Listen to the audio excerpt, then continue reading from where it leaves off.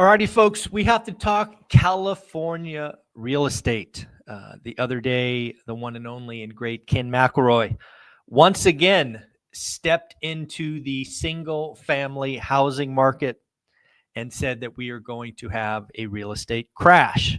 This is obviously something he had put out there, I think 4 or 5 years ago. I called him wrong. He has obviously since deleted that video, but yes, he just came out the other day and said that California real estate is going to crash. I only bring this up because I was asked more than a dozen times for my feedback and my thoughts.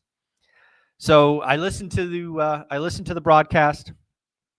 I have my thoughts. It's also interesting to think that Adrian Hernandez and I, man, what was that, 3 weeks ago? We talked about what could crash California real estate. And I think one of the first things we said was a fire, which is just horrible to make that call and then to have this happen. It's like, damn it, Zuber, why the hell did you put that out in the universe? So shame on me. Shame on me. But now let's talk about what Ken is saying. Ken is saying that we are going to have a Southern California real estate crash. And I think we need to break apart a couple of things because I don't think it is that simple and I don't think it is that quick. So let's break down what I see happening in the short term. Let's break down where there will be real pain / real opportunity. And let's talk about how far things might collapse. So I think in the short term, and let's call the short term 90 days, maybe 4 months. Let's call it 3 to 4 months. In the short term, we are very, very likely to see home prices actually go up. Now, how can that be? Well, it's actually pretty simple. These fires have devastated a part of the country, a part of Southern California, where a fair amount of people are frankly rich. And when you have that kind of scratch or capital and you choose to continue to live there and you want your kids to have some semblance of normalcy, you are going to go out and buy a move-in ready home. Pretty much price agnostic. I mean, really thinking about it, giving low supply. So I would expect in the next 3 to 4 months, prices in Southern California to go up because there's an unlocking of price insensitive demand. So that's going to happen in the short term.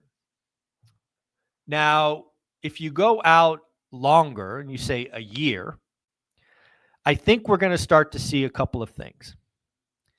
I think the number of people underinsured in Southern California are going to be shocking. I read some material about a fire in Colorado called the Marshall Fires. I have no history on the Marshall Fires. Frankly, I didn't even know there was a fire called the Marshall Fires.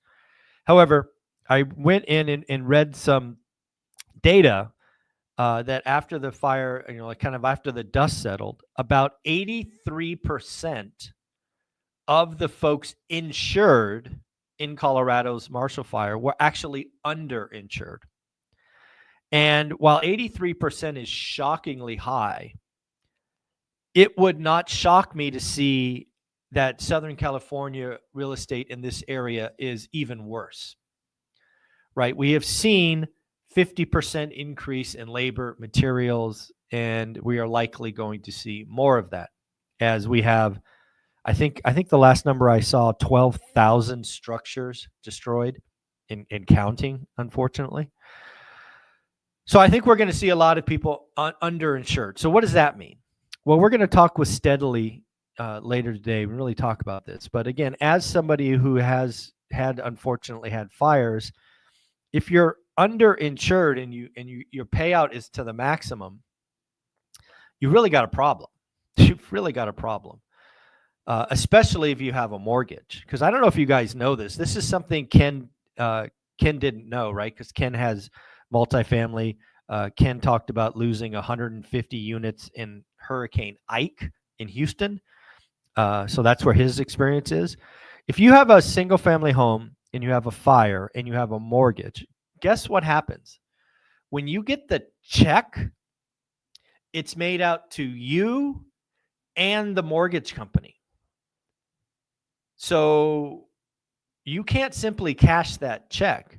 For example, I think a lot of you might know I had a fire at one of my units about a month ago, maybe probably 6 weeks ago. And I got a $244,000 check made out to me and my bank, the lender. So I have to go to the lender and I have to deposit the money. And this check now sits in a non-interest bearing account, I'll have you know. And we will be able to take draws from that as we repair the unit. I and the lender, right, the bank, have to approve distributions. So it is a whole deal. So again, when you get this insurance check and you have a mortgage, it's not a check just made out to you. It's made out to you and the lender. So again, a lot of folks, unfortunately, are probably going to find themselves underinsured. My hope is, again, if they have a mortgage, that they are at least insured up into the mortgage balance. If that's the case, the mortgage will be satisfied, right? The proceeds will go to pay off the mortgage. So the owner of the home is now debt free.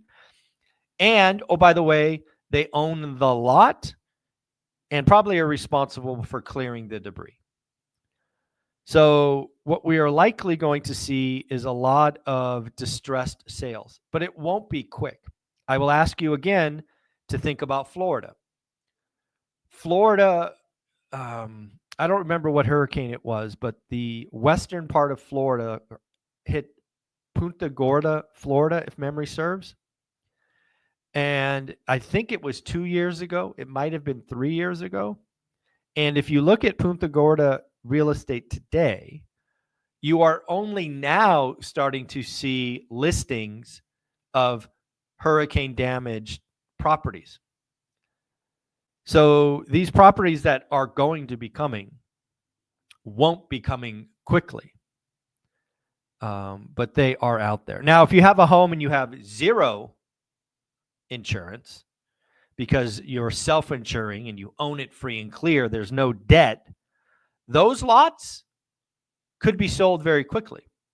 And I fully expect, if you have no fire insurance, instead of dealing with the headaches and 5-year, 7-year, 10-year craziness of trying to build in California, you're going to just scrape the lot and sell it to someone else. And this is what I talked about yesterday. The number of land banks that are going to sprout up in Southern California will make your head go dizzy. So what does all of this mean for Southern California real estate and the pricing crash? It means nothing in the short term. In fact, I think this unlock of demand means prices go up in the short term. Long term, you're going to see a lot of, frankly, a lot of distressed lots sold. And then I think there's one more area where prices will crash. I suspect that the craziness of home insurance in California probably gets 3 or 4 times worse because our ridiculous leadership in the state has rules about insurance and this, that, and there's going to be more people leaving. And there's going to be properties that are either uninsurable, you can't get fire insurance, or B, you're going to be stuck with the California Fair Plan, which means you will be underinsured. And I think a lot of those properties will start to see significant haircuts. But again, that is not in the short term. This is going to be a rolling disaster in Southern California for at least a year. At least, and it might be 2 years. The wheels of bureaucracy and nonsense in California are slow. So this is going to be this will be felt in the California real estate, specifically the Southern California real estate market, for years to come. Now let's step back and ask a bigger question. The bigger question I have is, how many folks decide enough is enough? For how many folks was the nonsense of California building, and this is just the final straw that says, I am out of this crazy place? When you go back, and if you go back and watch that Adrian Hernandez video, and I talk about California real estate crashing because of fires, I told a story about my experience in, I think it was 89, when we had that Loma Prieta earthquake, 7.1, took down a bridge. It was nasty. We saw about a 6-month, maybe 9-month window where there was clearly an exodus. People were afraid of earthquakes, right? We hadn't had a nasty one in a long time. This one shook a lot of people, and they have, recency bias, and they're like, if the big one come, a bigger one's coming. And a lot of people left. So I wonder how many people from Southern California, and it's going to be the rich, right? Wealth moves quick. Wealth moves quick. So I wonder how many folks are going to be leaving. And, if you go from 0 to 100, it's not 0, and it's obviously not 100%, but it's some non-zero number. Is it above 10? Certainly would be my guess. Is it above 25? Now you're getting, I don't know, but it could be that high. And then if you step forward one more domino, if the Southern California market proves to get more expensive and bidding wars and all of that, I wonder how many rich people go, you know what? We're moving. We're going to go live somewhere else. Maybe it's a second home that they already have, or they're like, hey, we're going to deal with rebuilding these homes, but we got to get our kids into a school and this, that, the other. So I wonder where they will go. I think it will be interesting in a month when we go back and look at Realtor.com or Zillow searches, right? I think the closest market to this region would be Las Vegas. You could also probably think of Scottsdale or Phoenix. You probably could go as far as Austin in Texas. I don't know if people go from the California, fire situation to Florida in the hurricanes. I think that might be a step too far. But these are the questions I'm starting to ask. So if you're a real estate agent in Austin or Phoenix or Vegas, let me know if your phones are starting to ring, and let me know what you're thinking. So again, that's what I think. So I don't see a short-term crash in California real estate. In fact, I think it's the complete opposite, and prices will go up because of this demand. So that's my thoughts on Ken's video. So many of you asked, so I listened and we moved forward. Let's get into PPI. We've got our first of 3 inflation readings. Tomorrow we get the big one, CPI. PPI headline. Let's go through the numbers. It was 3% last month. It was expected to go all the way up to 3.5. Kind of good news, bad news. Good news is it came in below 3.5. It came in at 3.3. But it's still up month on month, right? The trend of inflation going higher is still here. What about PPI core? Again, last month was 3.5. It was expected to rise to 3.8. Came in flat at 3.5. So again, sticky. One of the things that I did think was interesting is PPI core month on month actually came in at 0. So congratulations. No PPI inflation for the month. There we go. I read an article about bond strategists. Apparently 24 out of 36, or 2/3, if my math is right in my head, 2/3 of bond strategists think the 10-year note will hit 5% or more this year. Thought that was pretty interesting. Again, Dan Bird a couple of weeks ago told us about 4.7, maybe 4.75 being the first resistance, and then the big resistance is 5%. We shall see what happens with CPI tomorrow. It may take another leap up. We did get some business optimism surveys, again, NFIB surveys. Lots of good news out there. According to this survey, the reading is the highest since 2018 at 105.1. It was estimated to only go to 102, but it blew that away. There's a 6-year high on plans to hire. Folks, this is something I talked with Taylor from Life Goal Investments about before the JOLTS report came out. I actually said, based on the previous month's optimism survey, that the JOLTS report should spike, and it did, to the tune of 300,000.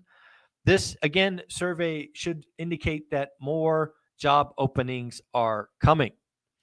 We did get the first reading on U.S. real estate for 2024. Year on year, this is according to Zillow Home Value. Year on year, the median home price was up 2.6% for 2024, right where I thought it would be, kind of flat, 1 or 2%. Month on month for December, it did fall to 0.3%. So there we go. We did get some data on starter homes. Again, this is something that I hope gets fixed or addressed. It was my wish. If I could, ask for one thing in the housing market, is we have a new focus on starter homes. Just for some definition sakes, typically starter homes, first-time homes, are below 1,400 square feet. In 2023, exactly 9% of homes were under that. If you go back to 1982, 40% of our homes were below 14. New homes were below 1,400. The fact is that labor and material are up 50% in the last decade, but land is up 125%. Hence, it is not profitable to build small homes. Also, given the lack of production and interest rate lock-in, what we are seeing is an all-time low in first-time home buyers. We are also seeing turnover, average duration in homes extend. Again, something we called very early on this channel. The last thing I read was that the median first-time home buyer today is 38.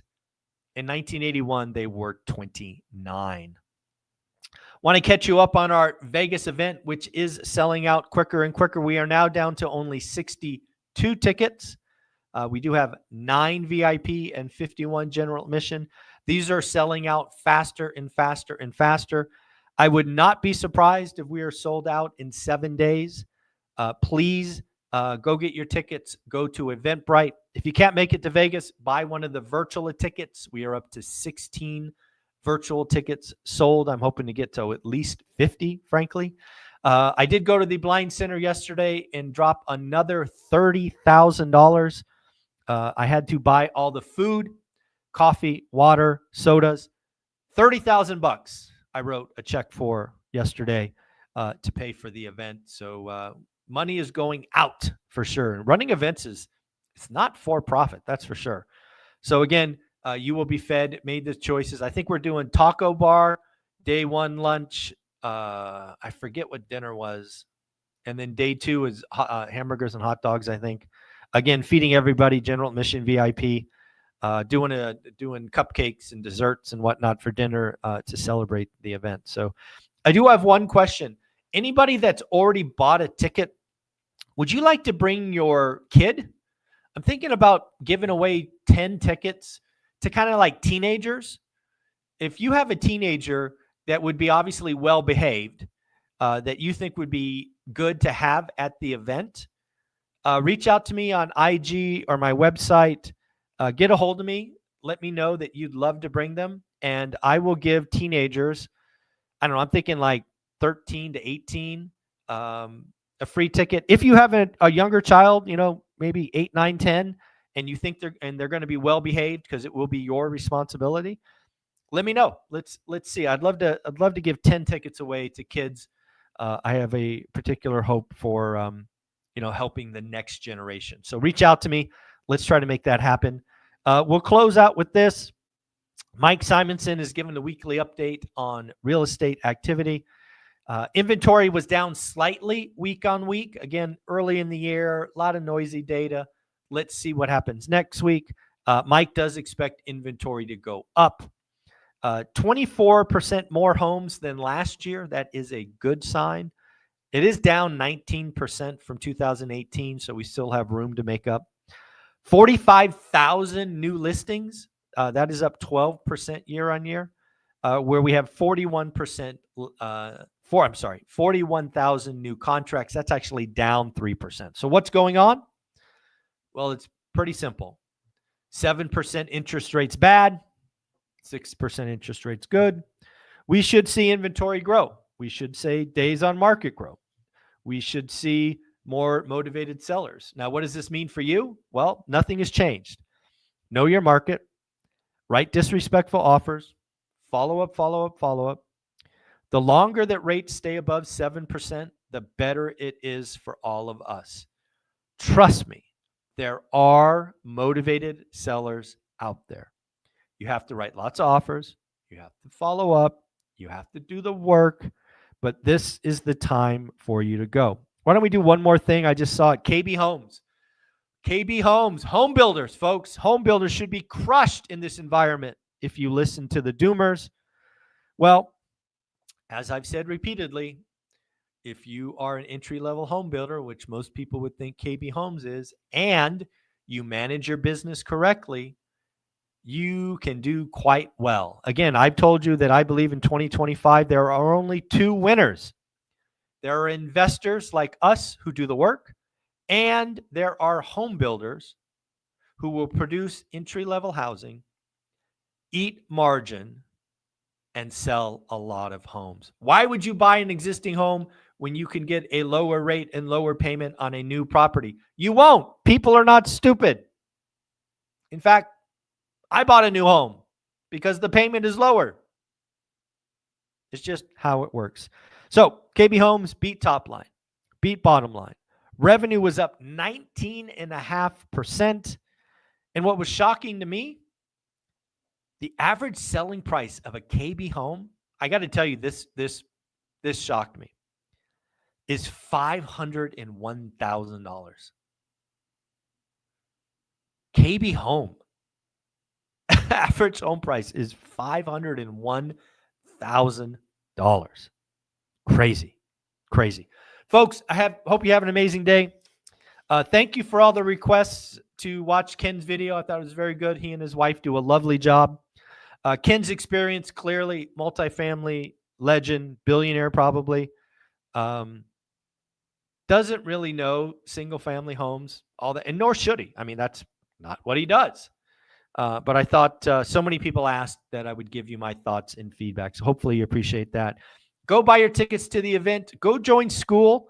Actually, I don't think we had anybody join school in the last 24 hours. So go join school, get the events, get the free education, get around 350 folks going the same direction. Let's go have some fun. Like, subscribe, comment. Later.